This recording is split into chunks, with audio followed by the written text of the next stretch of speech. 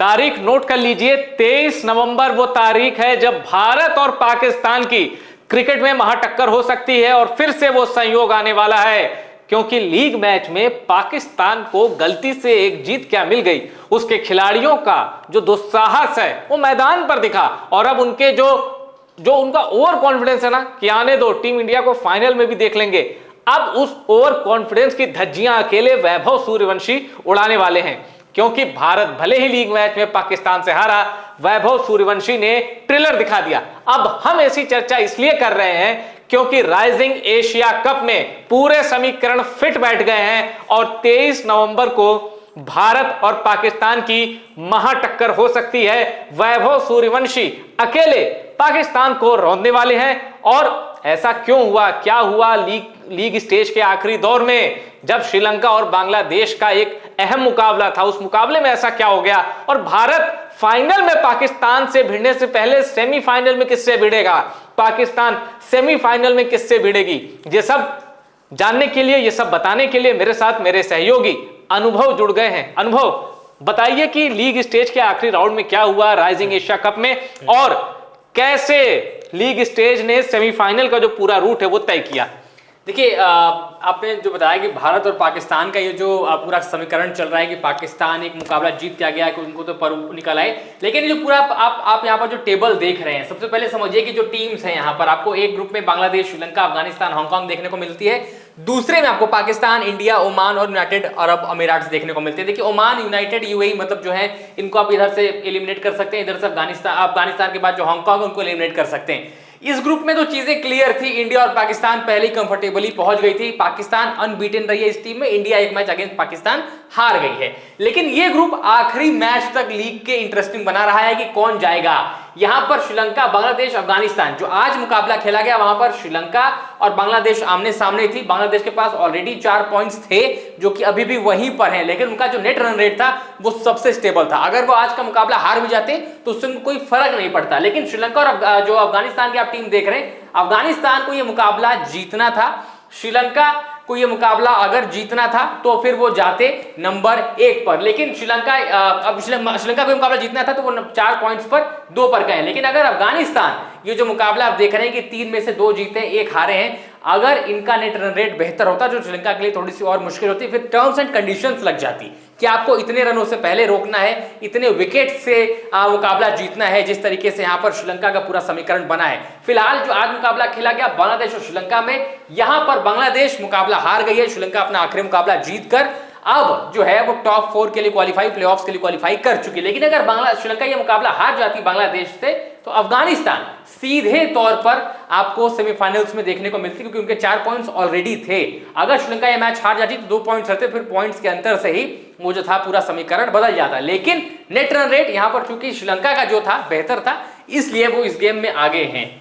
यानी अनुभव, और जो कि जिस हिसाब से चूंकि आईपीएल फॉर्मेट तो अलग होता है, जो हमारा जो फॉर्मेट है जिसमें नॉर्मल राउंड रोबिन के बाद राउंड रोबिन के बाद जो मैचेस होते हैं और नॉकआउट मैचेस, उसमें क्या होता है, एक पूल की टॉप की टीम, अब इसकी टॉप की टीम हो गई है बांग्लादेश, आप और थोड़ा इधर आ जाइए, और नंबर 2 पे आ गई है श्रीलंका।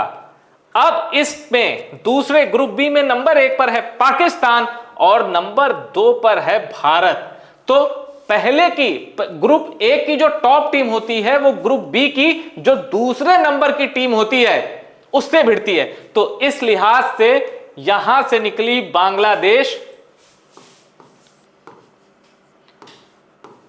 और यहां से निकली इंडिया।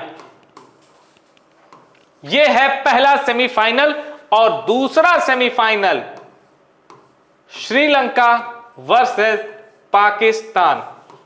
अब अनुभव, एक बार आप आ जाइए फ्रेम में और मुझे ये बताइए कि पाकिस्तान और भारत, यहां से भारत जीता, वहां से पाकिस्तान, तो फाइनल में भिड़ेंगे, लेकिन जरा ये राइवलरी बताइए, क्या कुछ हुआ था अंडर 19 में जिसके बाद से बांग्लादेश को भी राइवल माना गया जूनियर लेवल के क्रिकेट में? बिल्कुल, देखिए बांग्लादेश और इंडिया की जो राइवलरी अंडर 19 क्रिकेट में बहुत गर्मा गई थी। वहां पर प्लेयर्स के बीच जो तमाम चीजें चली वो एक तो अलग है। उससे पहले कुछ जबानी जंग बांग्लादेश के जब भी मुकाबले इंडिया से होते हैं ना, मतलब मुझे समझ नहीं आता कि कोई राइवलरी है नहीं एक्चुअली, ये सिर्फ मानी जाती है बांग्लादेशी फैंस की तरफ से। उनको लगता है कि हमें भारत को हराना है, वो हमारे कॉम्पिटिटिव लेवल की क्रिकेट खेलते हैं, ऐसा कुछ है नहीं। अब उन्हें लगता है वो इस शक में जीते हैं, वो अलग बात है, लेकिन जूनियर लेवल की क्रिकेट जो हुई थी, जहां पर अंडर 19 मुकाबले में इंडिया पाकिस्तान, वो माहौल तो काफी गर्म हो गया। और ये देखिए पूरी डेट शीट आ गई है। सेमीफाइनल 1 बांग्लादेश वर्सेस इंडिया, तारीख है 21 नवंबर और सेकंड सेमीफाइनल भी उसी दिन है 21 नवंबर को। और 21 नवंबर को ही यह तय हो जाएगा कि जब 23 नवंबर को फाइनल खेला जाएगा तो कौन होगा। और सबको पता है कि सेमीफाइनल 1 जीतेगी इंडिया और यहां पाकिस्तान। अब इनकी टक्कर होने वाली है 23 नवंबर को। वैभव सूर्यवंशी ने जहां से अपना बल्ला रोका था और बाउंड्री पे वो कैच हो गए थे, बड़ा अनफॉर्चुनेट आउट था क्योंकि फील्डर का जो पैर था वो रस्सी से 1 इंच या 1 सेंटीमीटर कह लीजिए ही दूर था। लेकिन अब और देखिए अनुभव, उस मैच में पाकिस्तान के खिलाड़ियों ने कई ऐसे उनके जेस्चर थे जो कि बड़े आपत्तिजनक थे। और पाकिस्तान इसीलिए जाना जाता है कि मैदान में अगर परफॉर्म ना कर पाए तो कुछ ऐसा कर दे कि विरोधी टीम से उसकी लड़ाई हो जाए, कुछ बहस हो जाए।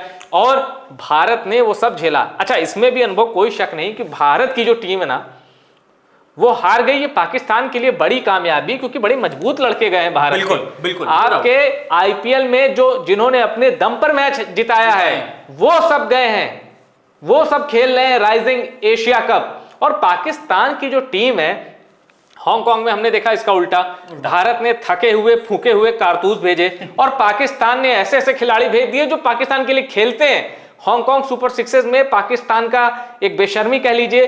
अब भारत मजबूत है, भारत अगर हारा है लीग मैच में तो वो पाकिस्तान ने बहुत अच्छा खेला और उसको क्रेडिट देना पड़ेगा कि आपने एक मजबूत टीम को हराया।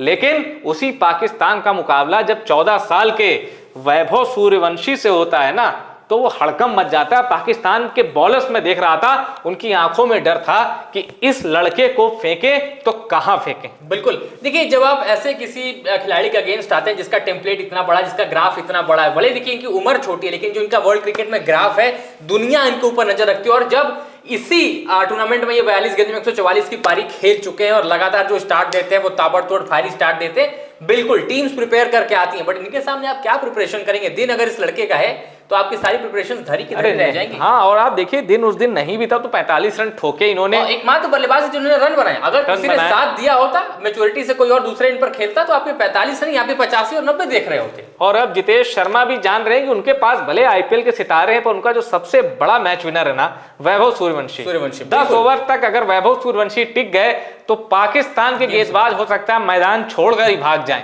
तो इतना सब कुछ डिजर्व करता है ये खिलाड़ी। और शुरुआत में इनकी उम्र को लेके हुआ कि भाई ये 13 साल के नहीं, बाद में सारी तरह की रिपोर्ट सामने आ गई, वैभव सूर्यवंशी के पुराने वीडियो सामने आ गए जो बताते हैं कि यार ये लड़का एक्स्ट्राऑर्डिनरी है और ये ओरिजिनल एज पे खेल रहा है। ये है 14 साल का लड़का और आईपीएल में इनको डेब्यू भी नहीं करने दिया गया क्योंकि 13 साल कुछ दिन की उनकी उम्र थी। जैसे ही 14 साल हुए इन्होंने डेब्यू किया और कुछ ही मैचों के अंदर दूसरा सबसे तेज शतक जड़कर बता दिया कि वैभव सूर्यवंशी वो यूं ही नहीं है।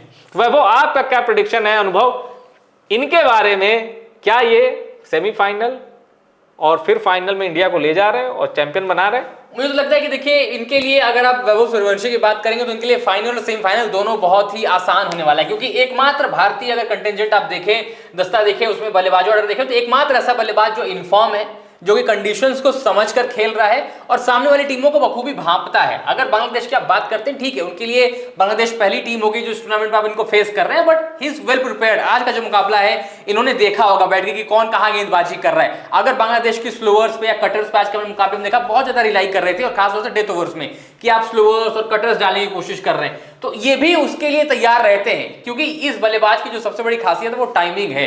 आप जितनी पावर का इस्तेमाल देखते हैं उतनी ही टाइमिंग भी इनकी खूबसूरती है। तो जब पावर और टाइमिंग मिलते हैं तभी आप वो तीसरे चौथे टायर में जब गेंद को जाते देखते हैं। तो मुझे लगता है उनके लिए बांग्लादेश उतनी बड़ी कंपटीशन नहीं, पाकिस्तान वो अंदर से निकल गया है। इनको तो इस बार रगड़ना ही रगड़ना है, आग अलग है उसकी। और आईपीएल में जब भुवनेश्वर कुमार जैसे पायनियर बॉलर को नहीं छोड़ा तो कहां फिर पाकिस्तान के शाहीन इनके सामने टिकने वाले हैं। ये तो टीम का नाम है पाकिस्तान शाहीन, वो ओरिजिनल शाहीन को भी ले आएंगे ना तो भी ये खिलाड़ी धज्जियां उड़ा देगा। और अभिषेक शर्मा और वैभव सूर्यवंशी, भविष्य में वो पल भी आने वाला है जब ये दोनों भारत के लिए ओपन करेंगे। फिर देखते हैं कौन सा गेंदबाज ऐसा है जो पूरे एकदम यकीन के साथ रनअप लेता है और फिर बॉल डालता है। कमाल का भविष्य है भारतीय क्रिकेट का, और भारतीय क्रिकेट के भविष्य का जो नायक है ना वो वर्तमान में ही पता चल रहा है कि कौन है। वो ये लड़का है, जितनी तारीफ की जाए कम है वैभव सूर्यवंशी की। और अब वैभव सूर्यवंशी का डर नहीं, दहशत दिखेगी एशिया कप में, और पहला टारगेट बनेगा बांग्लादेश 21 तारीख को, और 23 तारीख को दूसरा टारगेट बनेगा पाकिस्तान। तो इस चर्चा में इतना ही। टॉप सीक्रेट स्पोर्ट्स को शेयर करिएगा और चैनल को सब्सक्राइब जरूर करिएगा।